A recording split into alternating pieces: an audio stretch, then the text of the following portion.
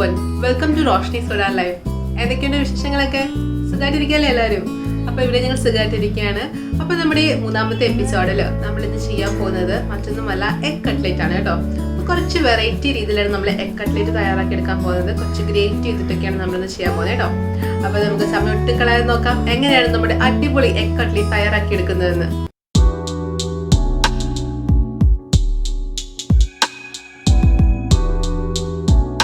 അപ്പോൾ നമുക്കിന്ന് egg cutlet ഉണ്ടാക്കാൻ തുടങ്ങിയാലോ?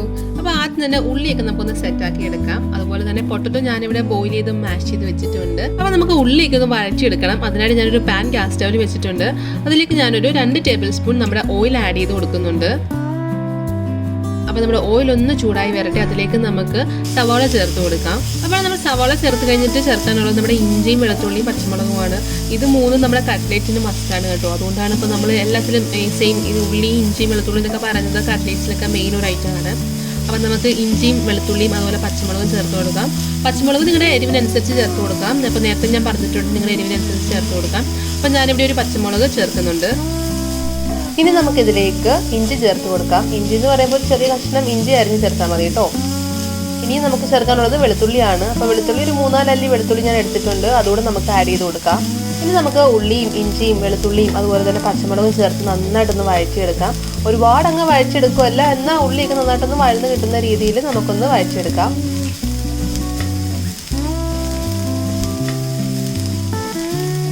ഇനി നമ്മുടെ ഉള്ളിയൊക്കെ നന്നായിട്ട് വഴഞ്ഞിട്ടുണ്ട്. നമുക്ക് ഫ്ലെയിം ഓഫ് ചെയ്യാം. ഇനി അടുത്ത നമ്മുടെ പരിപാടി എന്ന് വെച്ച് കഴിഞ്ഞാൽ മിക്സ് ചെയ്യലാണ്. അപ്പം ഞാനിവിടെ പൊട്ടറ്റോ മാഷ് ചെയ്തെടുത്തിട്ടില്ല, ഞാൻ ഗ്രേറ്റ് ചെയ്താണ് ചേർക്കാൻ പോകുന്നത് കേട്ടോ. അപ്പം ഗ്രേറ്റർ ഇല്ലാത്തവരാണെങ്കിൽ ജസ്റ്റ് ഒന്ന് മാഷ് ചെയ്ത് ചേർക്കുക. അതുപോലെ മുട്ടയും ഞാൻ ഗ്രേറ്റ് ചെയ്താണ് ചേർക്കാൻ പോകുന്നത്. അപ്പം മുട്ടയാണെങ്കിൽ നിങ്ങൾ ചേർക്കുന്ന സമയത്ത് ജസ്റ്റ് മിക്സിയിലിട്ടൊന്ന് കറക്കി എടുക്കുക. അതല്ലെങ്കിൽ ചെറിയ ചെറിയ പീസുകളാക്കി കട്ട് ചെയ്തെടുത്താലും മതി കേട്ടോ. അപ്പം ഞാനിവിടെ 2 മീഡിയം സൈസ് വലുപ്പത്തിലുള്ള പൊട്ടറ്റോ എടുത്തിട്ടുണ്ട്. അപ്പം നിങ്ങൾക്ക് ഒരു വലിയ പൊട്ടറ്റോ എടുക്കുവാണെങ്കിൽ അങ്ങനെ എടുത്താലും മതി കേട്ടോ. അപ്പോൾ അതുപോലെ തന്നെ മുട്ടയാണെങ്കിൽ ഞാനിവിടെ 3 മുട്ട എടുത്തിട്ടുണ്ട്. അത് പുഴുങ്ങി അത് ഞാൻ ഗ്രേറ്റ് ചെയ്ത് ചേർക്കാൻ പോവാണ്.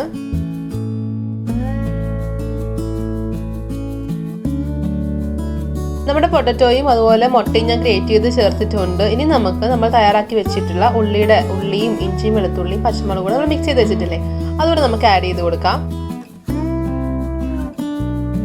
ഇതുവരെ നമ്മൾ ഉപ്പൊന്നും ചേർത്തിട്ടില്ലായിരുന്നു. അപ്പം നമുക്ക് ഇതിലേക്ക് മിക്സ് ചെയ്യുന്ന സമയത്ത് ചേർത്ത് കൊടുത്താൽ മതി കേട്ടോ. അപ്പം ഇതിലേക്ക് നമുക്ക് ഉപ്പ് ചേർത്ത് കൊടുക്കാം.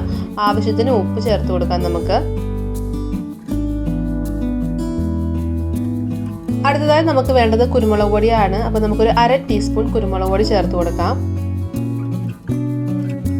ഇനി നമുക്ക് ഗരം മസാല ചേർത്ത് കൊടുക്കാം കേട്ടോ. അപ്പം ഞാൻ വീട്ടിൽ പൊടിച്ച ഗരം മസാലയാണ്, അതുകൂടെ നമുക്ക് ആഡ് ചെയ്ത് കൊടുക്കാം. ഇനി നമുക്ക് എല്ലാം കൂടെ ചേർത്ത് നന്നായിട്ട് മിക്സ് ചെയ്തെടുക്കാം. അപ്പോൾ മുട്ടയും പൊട്ടറ്റോയും അതുപോലെ നമ്മുടെ മസാലകളെല്ലാം എല്ലാ ഭാഗത്തും എത്തണം. അതുകൊണ്ട് നന്നായിട്ട് മിക്സ് ചെയ്തെടുക്കുക. അപ്പോൾ നമ്മൾ കൈകൊണ്ട് തന്നെ മിക്സ് ചെയ്തെടുക്കുന്നതാണ് കേട്ടോ നല്ലത്. അപ്പം എന്നാൽ മാത്രമേ നമുക്ക് എല്ലാ ഭാഗത്തേക്കും ഒരുപോലെ നമ്മുടെ മസാലകളൊക്കെ എത്തത്തുള്ളൂ. അപ്പം കഴിവതും കൈകൊണ്ട് തന്നെ മിക്സ് ചെയ്തെടുക്കാൻ പ്രത്യേകം ശ്രദ്ധിക്കണേ. അപ്പം അതേ നമ്മുടെ കട്ട്ലേറ്റിനുള്ള മിക്സ് റെഡി ആയിട്ടിരിക്കുകയാണ്. ഇനി നമുക്ക് ഷേപ്പ് ആക്കി എടുക്കാം. അപ്പോൾ ഞാനിവിടെ റൗണ്ട് ഷേപ്പ് ആണ് കേട്ടോ കൊടുക്കാൻ പോകുന്നത്. ഇപ്പം നിങ്ങൾക്ക് ഇനി ഓവൽ വേണമെങ്കിലും അതല്ല ഇനിയും സിലിണ്ടറിക്കൽ ഷേപ്പ് വേണം, ഇനി ഏത് ഷേപ്പ് വേണമെങ്കിലും കൊടുക്കാം കേട്ടോ. അപ്പം ഞാനിവിടെ നേരം റൗണ്ട് ഷേപ്പാണ് കൊടുക്കാൻ പോകുന്നത്. അപ്പം ഞാൻ നേരത്തെ പറഞ്ഞിട്ടുണ്ട് നമ്മുടെ കയ്യിൽ കുറച്ച് ഓയിലൊന്ന് സ്പ്രെഡ് ചെയ്തേക്കുക. അതാകുമ്പം ഒട്ടും നമ്മുടെ കട്ട്ലറ്റിൻ്റെ മിക്സ് ഒട്ടും കയ്യിൽ ഒട്ടി പിടിക്കത്തില്ല. നന്നായിട്ട് നമുക്ക് ഷേപ്പ് ചെയ്തെടുക്കാനും പറ്റുമേ. അപ്പോൾ ഇങ്ങനെ ഓരോ ബോളായിട്ട് എടുത്തിട്ട് നമുക്ക് ഷേപ്പ് ചെയ്തെടുക്കാം. അപ്പോൾ ഒരു ബോൾ ഇങ്ങനെ എടുത്ത് നമ്മുടെ കൈയുടെ നടുവിൽ വെച്ച് ജസ്റ്റ് ഒന്ന് പ്രസ് ചെയ്ത് കൊടുത്താൽ മതി. അതിനുശേഷം സൈഡിൽ ക്രാക്ക് വരുന്നുണ്ടെങ്കിൽ ഒന്ന് സീൽ ചെയ്ത് കൊടുത്താൽ മതി കേട്ടോ. കൈ കൊണ്ട് തന്നെ ഒന്ന് സീൽ ചെയ്ത് കൊടുത്താൽ മതി. അപ്പം കാണുമ്പോൾ കുറച്ച് സോഫ്റ്റ് ആയിട്ട് തോന്നുമെങ്കിലും കുഴപ്പമില്ല, നമുക്ക് ഫ്രൈ ചെയ്തെടുക്കുമ്പോൾ നല്ല പെർഫെക്റ്റ് ആയിട്ട് കിട്ടുവേ. അപ്പോൾ ഇത് ഞാനിപ്പോൾ റൗണ്ട് ഷേപ്പിലാക്കി എടുത്തിട്ടുണ്ട്. ഇതുപോലെ തന്നെ ബാക്കിയുള്ളതും നമുക്ക് ഷേപ്പ് ആക്കി എടുക്കാം. അടുത്ത നമ്മുടെ പരിപാടി എന്ന് വെച്ച് കഴിഞ്ഞാൽ ഒന്ന് കോട്ട് ചെയ്തെടുക്കണം അല്ലേ. അപ്പം നമ്മുടെ സ്ഥിരം ചെയ്യാറുള്ള പോലെ നമ്മൾ ബ്രെഡ് ക്രംസിലാണ് കോട്ട് ചെയ്യാൻ പോകുന്നത്. അപ്പം ഞാനിവിടെ മുട്ടയിൽ തന്നെയാണ് കേട്ടോ കോട്ട് ചെയ്തെടുക്കാൻ പോകുന്നത്. മുട്ടയിൽ ഡിപ്പ് ചെയ്ത് അതുപോലെ ബ്രെഡ് ക്രംസിൽ ഒന്ന് കോട്ട് ചെയ്തെടുക്കാൻ പോവാണ്. അപ്പം നിങ്ങൾക്ക് മുട്ട വേണ്ട, ഇതെല്ലാം നിങ്ങൾക്ക് ഇനി കോൺഫ്ലവർ യൂസ് ചെയ്യണമെങ്കിൽ അങ്ങനെ വേണമെങ്കിലും യൂസ് ചെയ്യാം. അപ്പോൾ കോൺഫ്ലവർ ഇല്ലാത്തവർ മൈദ വേണമെങ്കിൽ യൂസ് ചെയ്താൽ മതി കേട്ടോ. അപ്പം നമ്മൾ ഈ ഉപയോഗിക്കുന്നതിൻ്റെ മെയിൻ കാരണം നമ്മുടെ ബ്രെഡ് ക്രംസ് നന്നായിട്ടൊന്ന് കവർ ചെയ്തിരിക്കാൻ വേണ്ടിയാണ് കേട്ടോ. അപ്പോൾ കുറച്ച് നനവുള്ളപ്പം നന്നായിട്ട് കവർ ചെയ്തിരിക്കുമല്ലോ, അതിന് വേണ്ടിയാണ് നമ്മളിങ്ങനെ മുട്ടയും കോൺഫ്ലവറും അതല്ലെങ്കിൽ മൈദയും യൂസ് ചെയ്യുന്നത്. അപ്പോൾ നമുക്കിവിടെ മുട്ട നന്നായിട്ടൊന്ന് ബീറ്റ് ചെയ്തെടുക്കാം. അപ്പോൾ ഞാൻ ഫോർക്ക് ഉപയോഗിച്ചാണ് കേട്ടോ നന്നായിട്ടൊന്ന് ബീറ്റ് ചെയ്തെടുക്കുക. ഇനി നമുക്ക് തയ്യാറാക്കി വെച്ചിരിക്കുന്ന കട്ട്ലേറ്റ്സിനെ മുട്ടയിൽ നന്നായിട്ടൊന്ന് ഡിപ്പ് ചെയ്തെടുക്കുക. അതിനുശേഷം നമ്മുടെ ബ്രെഡ് ക്രംസിൽ നന്നായിട്ടൊന്ന് കോട്ട് ചെയ്തെടുക്കുക. അപ്പം ഡ്രൈ ആയിട്ടുള്ള കൈ ഉപയോഗിച്ചോ അതല്ലെങ്കിൽ ഒരു സ്പൂൺ ഉപയോഗിച്ചിട്ടോ വേണം നമ്മൾ കോട്ട് ചെയ്തെടുക്കാനായിട്ട്. ഇതുപോലെ നമുക്ക് ബാക്കിയുള്ള കട്ട്ലേറ്റ്സ് എല്ലാം കോട്ട് ചെയ്തെടുക്കാം. അപ്പോൾ നമ്മുടെ കട്ട്ലേറ്റ്സ് എല്ലാം ബ്രെഡ് ക്രംസിൽ നന്നായിട്ട് കോട്ട് ചെയ്തെടുത്തിട്ടുണ്ട്. ഇനി നമുക്ക് ഫ്രൈ ചെയ്ത് തുടങ്ങാം. അതിനാണ് ഞാനൊരു പാൻ ഗ്യാസ് സ്റ്റവിൽ വെച്ചിട്ടുണ്ട് കേട്ടോ. അപ്പം എണ്ണയൊന്ന് ചൂടാവട്ടെ, നമുക്ക് അതിലേക്ക് നമ്മുടെ കട്ട്ലേറ്റ്സ് ഇട്ട് കൊടുക്കാം. കട്ട്ലേറ്റ്സ് എണ്ണയിലേക്ക് ഇട്ട് തുടങ്ങുന്നതിന് മുമ്പ് തന്നെ നിങ്ങൾക്ക് വേണമെങ്കിൽ ഒരു 10-20 മിനിറ്റ് നമ്മുടെ ഫ്രിഡ്ജിൽ ഒന്ന് വെച്ച് തണുപ്പിച്ചതിന് ശേഷം ഇടാം കേട്ടോ. അപ്പോൾ അതെല്ലാം നിങ്ങൾക്ക് ഡയറക്റ്റ് എണ്ണയിലിട്ട് ഫ്രൈ ചെയ്തെടുക്കണമെങ്കിൽ അങ്ങനെ വേണമെങ്കിലും ചെയ്യാം. അപ്പം നിങ്ങളുടെ ഇഷ്ടമാണ്. അപ്പം കുറച്ചുകൂടെ കട്ടിയായിട്ട് കിട്ടും, കുറച്ചുകൂടെ ഫ്രോസൺ ആയിട്ട് ഇരിക്കുന്ന കാരണം അധികം എണ്ണ കുടിക്കത്തുമില്ല. അത് മാത്രമല്ല പൊട്ടിപ്പോകാനുള്ള സാധ്യത വളരെ കുറവുമാണ്. അപ്പം അതല്പം ടെമ്പറേച്ചർ മെയിൻറ്റെയിൻ ചെയ്യുവാണെങ്കിൽ കുഴപ്പമില്ല, ഫ്രോസൺ ആക്കണമെന്നില്ല. നമ്മൾ ഡയറക്റ്റ് അങ്ങ് എണ്ണയിലേക്ക് ഇട്ട് ഫ്രൈ ചെയ്തെടുത്താൽ മതി കേട്ടോ.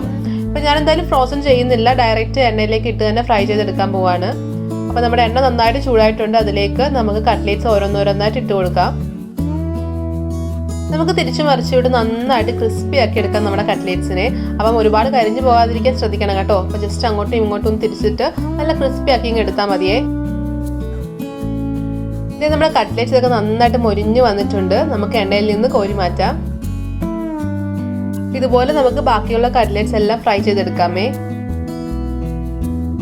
അങ്ങനെ നമ്മുടെ അടിപൊളി എഗ് കട്ട്ലേറ്റ് ഇവിടെ റെഡി ആയിരിക്കുകയാണ്. നല്ല ടേസ്റ്റി ആയിട്ടുള്ള കട്ട്ലേറ്റ് ആണ് കേട്ടോ.